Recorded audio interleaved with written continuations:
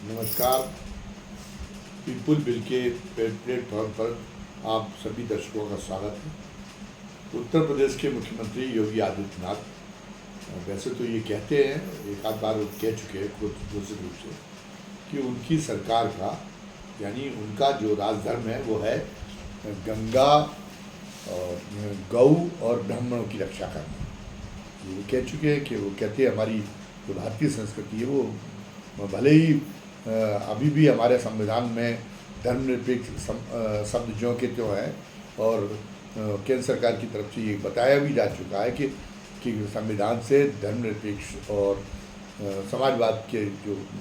प्रस्तावना में जुड़वाए गए थे ये दो शब्द इमरजेंसी के दौरान, इनको हटाने के लिए कोई प्रक्रिया भी नहीं चल रही है, इस पर कोई विचार नहीं हो रहा। तो अभी भी देश एक तरह से धर्मनिरपेक्ष है, लेकिन देश धर्मनिरपेक्ष होते हुए भी ये है कि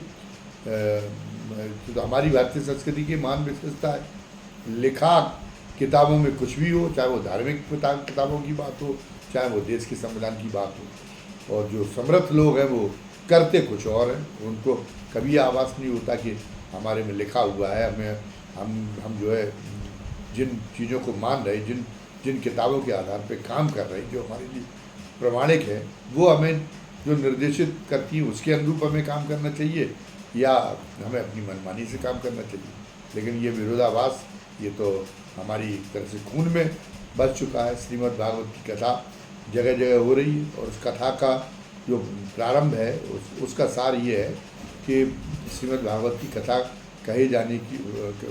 कथा तब सुनाई गई जब महाराजा परीक्षित ने जो कलयुग आया, तो कलयुग को अन्य चीज़ों के साथ साथ में और ये सोने में भी रहने की अनुमति प्रदान की है, कर दी थी। और वो सोने में, जब वो सोने में कलयुग का प्रवेश कर गया तो सोना अपवित्र हो गया, और सोने का वो मुकुट धारण किए हुए थे, तो उन्होंने महाराजा परीक्षित की बुद्धि भ्रष्ट कर दी, और इसी की वजह से उन्होंने ऋषि के साथ धृष्टता कर दी और श्रापित हुए कि 7 दिन के अंदर वो जो मरा सांप उन्होंने ऋषि के गले में डाला है वही उनको डस लेगा। तो अब ये श्रीमद् भागवत की कथा का तो जो संदेश है वो तो ये है कि सोने से दूर रहा जाना चाहिए। सोने में पाप है, क्योंकि कलयुग का वास है, माने सोने में पाप का वास है, कलयुग का वास है, यानी वो अपवित्र है। लेकिन हम ये देखते हैं कि जब छुआछूत चलती थी तब कोई अस्पृश्य को छू जाता था अगर उससे, तो फिर उसकी सोने की अंगूठी वगैरह वो पानी में डाल के उस पानी का छिड़काव करते थे ताकि हम फिर पवित्र हो जाए। मतलब श्रीमद् भागवत कह रही, जैसे आप मान रहे हो, सुन रहे हो, जिसका श्रवण कर रहे हैं और उसको मान रहे हो, उसको वो कह रही कि सोना अपवित्र है, और आप उसको जो है उससे आप अपने आप को पवित्र करने की प्रक्रिया चल रही। आप अपने मंदिर बनवा रहे सोमनाथ के अंदर, जो आपने मूर्ति लगवाई वो जो है भगवान शिव की थी, सोने की मूर्ति थी, कई और जगह सोने की मूर्ति लगी, तिरुपति बालाजी में आप सोना चढ़ाते हैं। तो आप अगर श्रीमद् भागवत की कथा सही है, श्रीमद् भागवत की कथा में अगर आस्था है, तो फिर आप ये जो काम कर रहे हैं, तो आप जो है ईश्वर को बहुत नाराज़ करने का काम कर रहे हैं। लेकिन ऐसा विरोधाभास चलता, हमारा स्वभाव बन ही चुका है कि क्या लिखा हुआ है और उसके मुताबिक हमें काम करना चाहिए, या हमारे में हम जब जो है जो हमारे दिमाग में आ जाए, जो फितूर आ जाए, उसके मुताबिक काम करना चाहिए। तो वो भी यही है कि मुख्यमंत्री जो बने हैं योगी आदित्यनाथ, वो मुख्यमंत्री तो किसी मतलब उसकी शपथ तो उन्होंने ली नहीं, संस्कृति की और शपथ की और भारत के प्राचीन इतिहास की तो शपथ उन्होंने ली। जिस संविधान की शपथ लेके उन्होंने मुख्यमंत्री पद का दायित्व संभाला है, वो संविधान उसके मुताबिक तो भारत के प्रत्येक मतलब उत्तर प्रदेश के, वो चूँकि उत्तर प्रदेश की मुख्यमंत्री है, तो उत्तर प्रदेश के प्रत्येक नागरिक की सुरक्षा करने की जवाबदेही उनकी, जिसमें ब्राह्मण भी इंक्लूड है। जो भी पीड़ित नागरिक है उसकी सुरक्षा करना, उसको न्याय दिलाना, इसके लिए वो उसके मुताबिक वचनबद्ध। उसमें ब्राह्मण को अलग से कहने की जरूरत ही नहीं। ब्राह्मण भी अगर कहीं पीड़ित हो रहा है, ब्राह्मण भी कहीं अन्याय का शिकार हो रहा है, तो उसके लिए वो तो स्वतः है वो तो। लेकिन ब्राह्मण के अलावा बाकी आप अन्य जातियों के भी जो है लिए भी वचनबद्ध उतने ही जितने एक ब्राह्मण के प्रति जिस संविधान की शपथ आपने ली उसके मुताबिक, जिसकी आप रोटी खा रहे हैं, जिसकी वजह से जिसके जिसके कारण आज आपकी ये जो सार्वजनिक जीवन में महिमा है वो बनी हुई है। लेकिन फिर भी उनने तो जाति के आधार पर उनको कोई कहने की ज़रूरत नहीं थी कि अमुक जाति का, तो उसको अपने दायित्व को किसी जात से जोड़ने की ज़रूरत नहीं थी, नागरिकों से जोड़ने की ज़रूरत थी। बहरहाल लेकिन उन्होंने क्या दिया। लेकिन एक तरफ तो वो जो है एक तरफ तो उनकी ब्राह्मणों के प्रति इस कदर श्रद्धा है कि वो अलग से कि वो कहते हैं कि नहीं एक ही जाति के प्रति जो है एक ही जाति की रक्षा का दायित्व ने माना, हमारी संस्कृति से बात सिखाती है, तो इसलिए हम एक ही उसी के प्रति हमारी जिम्मेदारी है, एक ही जाति की न्याय और सम्मान के प्रति। लेकिन दूसरी तरफ ये है कि मामला अगर कहीं पर ठाकुर वर्सेस ब्राह्मण हो गया तो फिर क्या है कि फिर ये उनकी आस्था भी जो है कहीं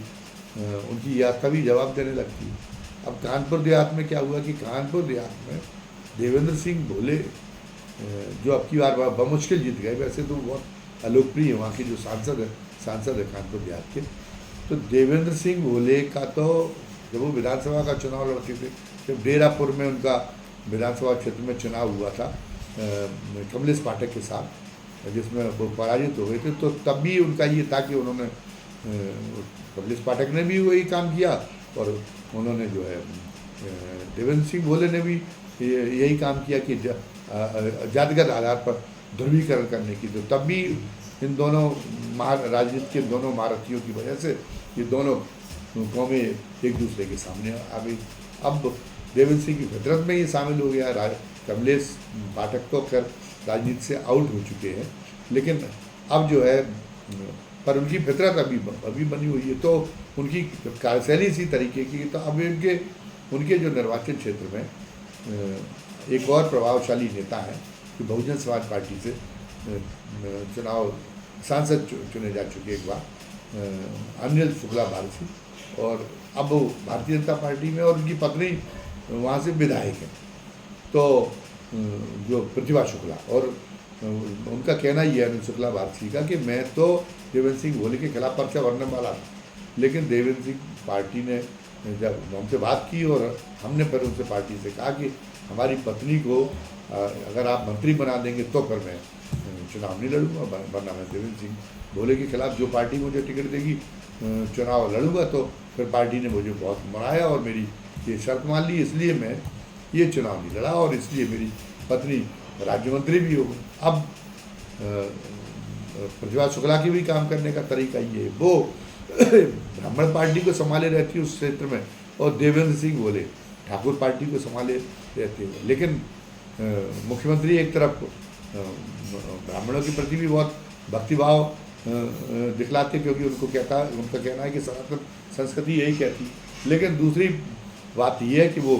ब्राह्मणों के मामले में भी अब जो जाति गर्व है, वैसे सन्यासी की तो कोई जात नहीं होती, तो उनको ये एक बार जो पूछा गया तो तुमको कहना नहीं चाहिए था कि मुझे गर्व है कि मैं क्षत्रिय समाज में पैदा हूँ। अरे यही पर्याप्त था कि मुझे गर्व है कि मैं एक सन्यासी हूँ, मेरी कोई जात नहीं और मैं जो है या ये कह देते कि मैं हिंदू धर्म में पैदा हुआ हूँ, सनातन धर्म में पैदा हुआ हूँ। लेकिन वो उनके ऊपर हावी रहती सर, जैसे जब सन्यासी का मतलब होता है सन्यास की पूर्णता कब मानी जाती है, जब आप पहले पता चला प्राणायाम से, आसन से, प्राणायाम से होते हुए आखिरी में समाधि की उस स्टेज पर पहुंच जाए जहां पर आप वो पूरी तरह से बीतरा हो जाए। कोई भी आपके न जाति के तो छोड़ दीजिए, आपका किसी ढंग का आप अपने शरीर को भी कोई कष्ट हो रहा है तो उसकी भी अनुभूति आपको न रह जाए, उसका भी राग विराग आपके अंदर समाप्त हो जाए। ना आपको भूख की फिक्र रहे, ना आपको प्यास की फिक्र रहे, ना किसी के द्वारा ना कोई मान सम्मान की फिक्र रहे, किसी तरह की कोई संताप आपको नहीं रह जाए। अब जब आप इतने बीतराग हो जाएं, इतना मतलब भुला दें सारी जो सांसारिक अनुभूतियाँ हैं, तब ये माना जाता है कि समाधि की पूर्णता की स्थिति में है। अब योगी जी समाधि की वो योगी जी सॉरी हाँ उसके योग की पूर्णता की स्थिति में। अब योगी जी योग के कितने सोपान चल चुके हम नहीं कह सकते, लेकिन ये तो है कि उतने बीतराग तो वो नहीं हो पाई, इसलिए उनको जो एक ज़रूरत नहीं थी अपने आप को ये बताने की कि मैं क्षत्रिय समाज में पैदा हुआ हूँ और इस पर मुझे गर्व है। अरे आपको तो सन्यासी होने के और उत्तर प्रदेश के मुख्यमंत्री होने पर गर्व होना चाहिए कि इतने लोग आपका विश्वास कर रहे हैं और इतने मतलब लोगों का आप पूरे इतने बड़े समाज का मार्गदर्शन करने का आप एक मार्गदर्शक की भूमिका में बैठे हुए लोग आपका अनुकरण करना चाहते हैं। इस पर गर्व होना चाहिए। ये तो आपकी तपस्या और आपकी साधना और उसका जो है और या फिर आपकी जो सार्वजनिक जीवन में जो आपको आपने जो एक तरह से शिखर पर पहुँचे उसके कारण है वो, उस पर आपको गर्व होना चाहिए। सही पर्याप्त है। किसी भी जात के होते अगर आप मुख्यमंत्री बन जाते, आप सन्यासी होते तो लोग आपको प्रणाम करते, आपका जो है आपके प्रति श्रद्धा व्यक्त करते। तो आपको केवल आप योगी आदित्यनाथ होते, अजय सिंह नवी होते, तब भी आप कोई किसी जात के होते, तब भी लोग आपके प्रति श्रद्धा करते और तब भी आपको इसमें गर्व करने का आपके लिए कारण था। बहरहाल तो योगी को ये अनुभूति भूलती नहीं है, अपने जाति और समाज की चेतना से वो परे नहीं पहुंच पाए हैं अब, लेकिन वो हैं योग के क्षेत्र में। अब हम तो उसमें एक तरह से क्या कहें कि सबसे निचली पायदान पे तो क्या तो अभी कहीं नहीं है उस मामले में, इसलिए मैं उनको क्या सीख दे सकता हूँ। लेकिन जो लिखा हुआ उसके आधार पे मैं क्या कह सकता हूँ कि अभी योगी जी भी बहुत ऊंचे सोपान पर अभी नहीं पहुँच पाए हैं। तो जब उनका ये रहता है, तो जब ये मामला जहाँ ठाकुर वर्सेस ब्राह्मण का होता तो फिर उनका वो जग जाता, छत्रित्व जग जाता। तो इसलिए देवेंद्र सिंह भोले बहुत अलोकप्रिय हैं और देवेंद्र सिंह भोले बिल्कुल सही बात है कि मोदी के नाम पर इस बार चुनाव जीत गए थे, वरना कानपुर देहात के सारे लोग मानते थे कि देवेंद्र सिंह भोले किसी कीमत पर चुनाव नहीं जीत सकते। इसके बावजूद भी उनकी इतनी खराब ख्याति होने के बावजूद भी उन पर पूरा अनुग्रह उनकी सरकार का पूरा समर्थन साथ देवेंद्र सिंह भोले के प्रति रहता। तो अब ऐसे में तो एक के साथ सौतेला व्यवहार हो गई और देवेंद्र सिंह दोनों अपनी अपनी जातियों के छत्र पे, तो देवेंद्र सिंह भोले की और उनके बीच में जब टकराव होगा अनिल शुक्ला बारसी के बीच में, तो निश्चित रूप से जो है जो सत्ता की ताकत है, सत्ता की ताकत तो उसमें सत्ता की ताकत तो उसका देवेंद्र सिंह भोले का ही पल्ला भारी करने का काम करें। तो वहाँ कानपुर देहात में ये हुआ था कि एक थाने में कुछ ब्राह्मण कार्यकर्ताओं के कुछ ब्राह्मणों के जो अनिल शुक्ला बारसी के समर्थक थे, उनके खिलाफ अनुसूचित जाति जनजाति उत्पीड़न का अधिनियम का मुकदमा कायम हो गया। तो उन्होंने कहा कि हमारी सरकार होते हुए भी उनका कहना है कि वो निर्दोष है वो ब्राह्मण, और उनके बावजूद भी मुकदमा कायम हुआ। तो और मेरी पत्नी मंत्री भी है, तो उन्होंने प्रतिभा शुक्ला का कहना है कि मैंने बात की, मुख्यमंत्री से बात करनी चाहिए, तो बताया गया कि वो बात की उनसे बात ही नहीं हो पाई, उनकी कोई सुनने के लिए तैयार नहीं। पुलिस से जो है अगर पुलिस के सामने उन्होंने स्थिति स्पष्ट करने की कोशिश की कि कैसे मुकदमा झूठा है, तो पुलिस तो जिसका सीएम और उसकी पुलिस, तो वो जब सीएम के प्रतिनिधि तो वहाँ पे प्रतिभा शुक्ला तो है नहीं, सीएम के प्रतिनिधि तो वहाँ देवेंद्र सिंह भोले माने जाते। तो पुलिस को क्या मरना है जो देवेंद्र सिंह भोले की मंशा की विपरीत जाके प्रतिभा शुक्ला की बात सुनी,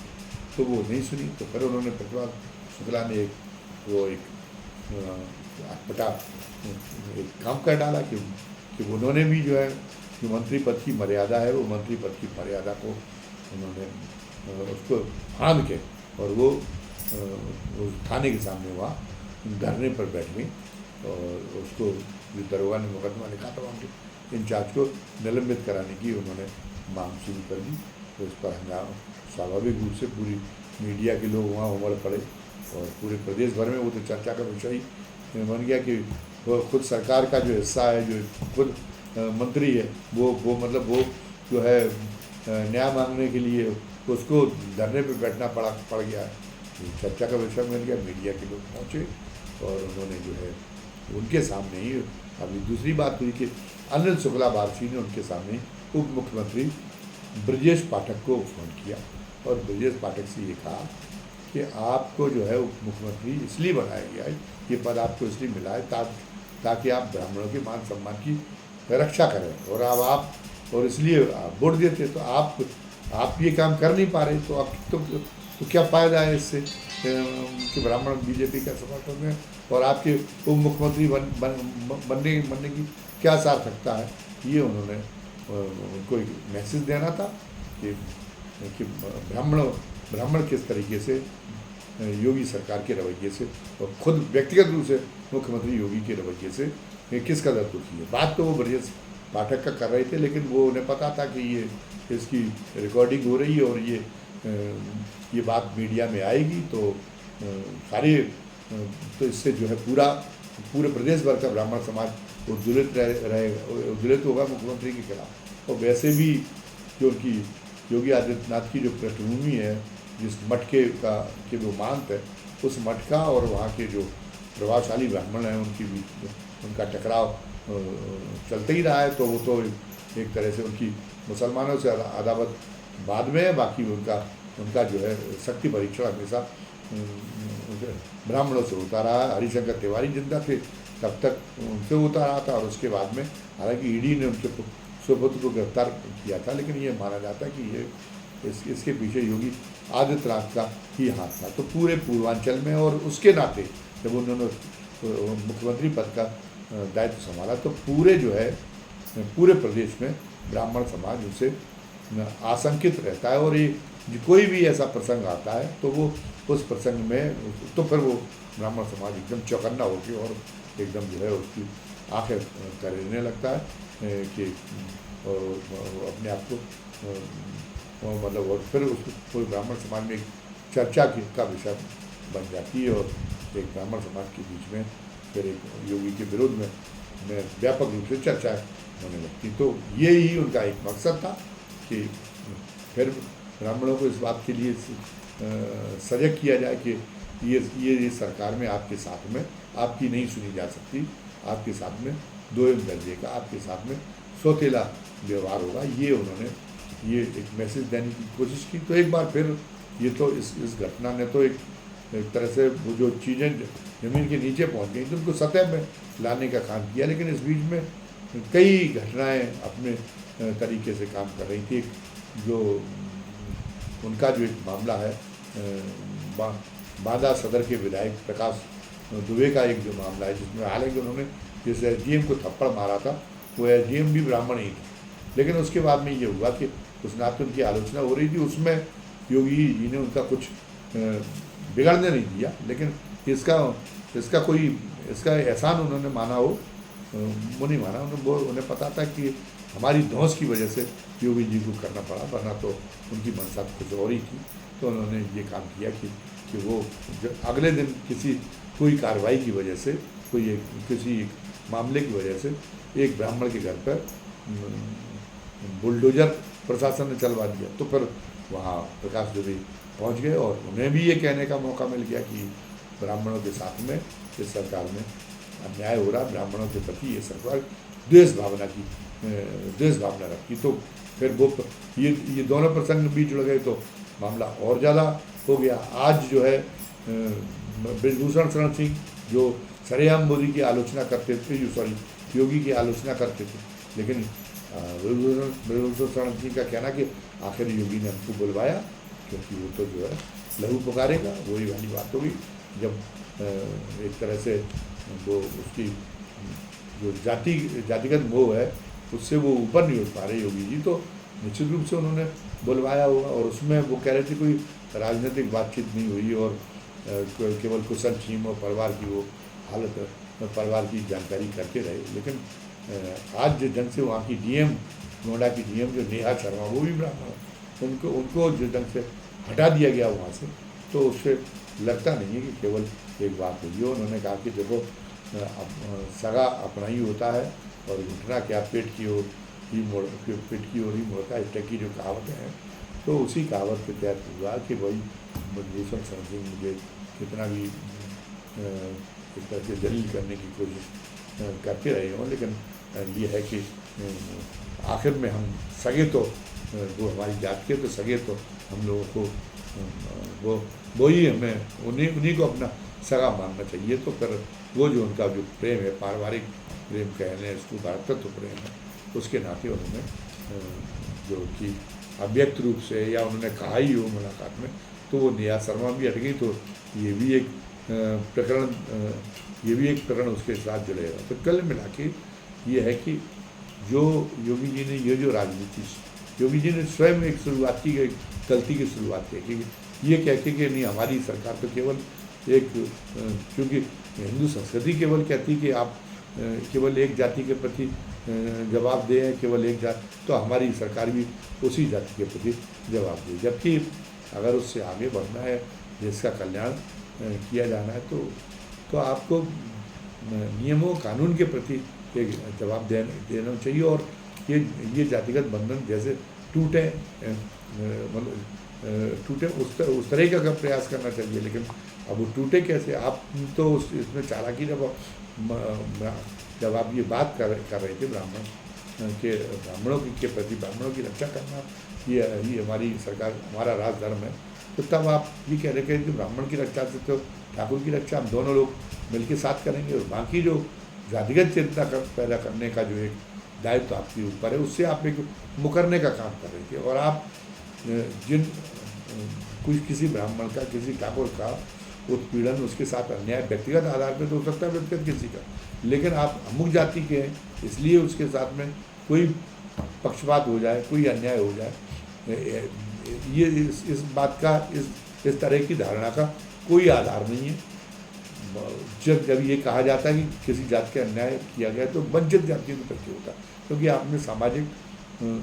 सामाजिक व्यवस्था में, सामाजिक परंपराओं में ऐसा कायम रखा। कोई ऐसी सामाजिक परंपरा तो है नहीं, कोई ऐसा सामाजिक दायित्व तो कोई ऐसा सामाजिक नियम तो है नहीं कि जिसमें जो है ब्राह्मण को आप छोटा करके देखें, बल्कि ब्राह्मण को तो सबश्रेष्ठ आप एक को मानना पड़ता है। लेकिन उनको केवल छोटा करने की बात नहीं है। उनको आपने नए कपड़े पहनने पे, ताज़ा भोजन करने पे, अगर हमारे सामने से निकले तो जूते उठा के चलिए, अगर उनकी बारात आ रही है तो फिर आप जो है उन पर उस दूल्हे पे आप जूतों की बरसात करेंगे। ये सब जो एक तरह से घृणित मानसिकता है, ये उस व्यवस्था के नाते की जारी है। लेकिन आप ठहराना चाहते हैं कि तो ये जो इस नाते कानून की सहानुभूति उन वर्गों के साथ है जिनके साथ में अस्पृश्यता का और इस तरह से अपमान का व्यवहार होता है। लेकिन क्योंकि उसके पीछे कारण है, और वो कारण है उस ढंग की सामाजिक नियम और उस ढंग की जो है परंपराएं। लेकिन ऐसी कोई परंपरा नहीं जिसमें ब्राह्मण या ठाकुर को कोई जाति के आधार पर नीचा दिखाई जाने की बात तो व्यक्तिगत उनकी देवेंद्र सिंह भोले की और उनकी लड़ाई है, उनकी वारसी की और देवेंद्र सिंह भोले का के प्रति उनकी हमदर्दी है। तो व्यक्तिगत रूप से उनके साथ में हो सकता है कि अनिल शुक्ला वारसी के साथ में अन्याय हो रहा हो उनके समर्थकों को। और ये तो अगर ब्राह्मण ठाकुर की बात भी ना हो तो जहाँ वर्चस्व की लड़ाई होती और दूसरी जातियों के बीच में, तो उनमें भी ये चलता रहता, इसकी उससे तुलना नहीं की जा सकती। लेकिन जब आप ये कहते हैं कि नहीं इनकी जो प्रभावशाली जातियाँ परंपरागत रूप से रही सामाजिक व्यवस्था में जो प्रभावशाली हैं, जिनको एक उच्च दर्जा प्राप्त है, वो जातियाँ भी पीड़ित हैं, आप ये ठहरे जाति के आधार पर, तो फिर आप इसका मतलब है कि आप उस वास्तविकता को जुटलाने की कोशिश कर रहे हैं जिसके नाते कानून की सहानुभूति वंचित जातियों के प्रति है। आप उसको उस सच को जो है हल्का करने का, उस सच को झुटलाने का काम कर रहे हैं और सबको आप एक बराबरी पर रख देने का काम कर रहे हैं। तो ये तरीका गलत है। और इससे तो कल को ये होगा कि नहीं, पर तो ये आप कहना है कि नहीं जाति के आधार पर अन्याय की बात उठाई नहीं जानी चाहिए, तो फिर तो उसमें तो वो मारे जाएंगे जिनके खिलाफ अन्याय की बात उठाई जाएगी। अब योगी जी अगर कहीं किसी के साथ में अन्याय हो रहा है तो वह अन्याय तो उसमें तो कोई बोला नहीं, उस लोगों को बोलना चाहिए था। योगी जी के अंदर तो कुछ ज़रूरत से ज़्यादा बड़ी व्यवस्था वाले आग्रह हैं। वो करणी सेना को कभी दौड़ाते हैं कि ताकि दलित अपनी हैसियत में रहें, कभी कृष्णों को अपनी हैसियत में, कभी उनके आरक्षण में चोरी करती है, तो जाति के आधार पर जिनके साथ में अन्याय हो रहा है वो अलग है। लेकिन ये नहीं माना जा सकता कि वो जो है कि ब्राह्मण के साथ, वो भी कोई ठाकुर, एक आध जगह की बात अलग है, एक आध व्यक्ति वो कोई अन्याय कर सकता है। जब मुख्यमंत्री कह रहे हैं कि हमारा राजधर्म की प्राथमिकता तो यही है, ब्राह्मणों का संरक्षण करना। और मतलब व्यावहारिक जीवन में भी देखा जाता है कि जो क्षत्रिय समाज तो पूरी तरीके से ब्राह्मणों के आगे साष्टांग नजर आता है, वो उसको उस समय मानवता नजर नहीं आती जब वो किसी दलित दूल्हे को घोड़े पे चढ़ के आते देख के उसका खून खोल जाता है और उसको वो अपमानित करता है, उसको उसके साथ पिटाई करता है, तब उसकी मानवता, तब उसका जमीर नहीं जा सकता, तब उसका जमीर नहीं जाता। और तब योगी जी को भी अपना राजधर्म याद नहीं आता, क्योंकि उनका तो राजधर्म एक जाति विशेष की रक्षा करना है। तो जब वो इस जाति धर्म को मानते हैं, जब उनकी दृष्टिकोण ये है, तो फिर देवेंद्र सिंह ढोले के साथ में और या किसी कहीं पर भी अगर ठाकुर वर्सेस ब्राह्मण अगर हो रहा हो, अगर ठाकुर की किसी अन्य जातियों के साथ लड़ाई हो रही हो, तो फिर वो ठाकुर के पक्ष में खड़े हों और उस अन्य जातियों को रोने और उसका दमन कर दें, वो तो ठीक है। लेकिन अगर क्षत्रिय वर्सेस ब्राह्मण हो रहा है, तो अगर उनके जिस राजधर्म की बात उन्होंने कही है, अगर इस राजधर्म में उनका वास्तव में विश्वास है, अगर उनका धर्म अगर यही कहता है, तो उन्हें ये चाहिए कि वो जो है उस ब्राह्मण की संतुष्टि के लिए देवेंद्र सिंह ढोले के प्रति कड़ी कार्रवाई करें और उनका रुतबा उनके जो है रुतबे को बढ़ाने की बजाय और उनका रुतबा उनको ये सीख दें कि जिस तरह से हम नतमस्तक होना चाहिए पूरी क्षत्रिय समाज को, तो आप भी नतमस्तक रहकर काम करना सीखें और पूरे प्रदेश में इस ढंग का मैसेज देना चाहिए। बहरहाल बात एक उलझ गई, कानून कुछ कहता है, हमारा संविधान कुछ कहता है, हमारे कानून कुछ कहते हैं, और ये वर्तमान में जो सरकारें चल रही हैं उनके ऊपर जो सोच आ भी है, वो सोच तो दूसरे किस्म की आई भी संस्कृति के नाम पर जो सोच आ भी है, तो उससे तमाम तरह के विरोधाभास बढ़ रहे, तमाम तरह के उससे भ्रम बढ़ रहे हैं और उससे सरकार की कुशलता पर, सरकार की प्रभाववत्ता पर उसका एक असर पड़ रहा है। धन्यवाद। जय हिंद, जय भारत।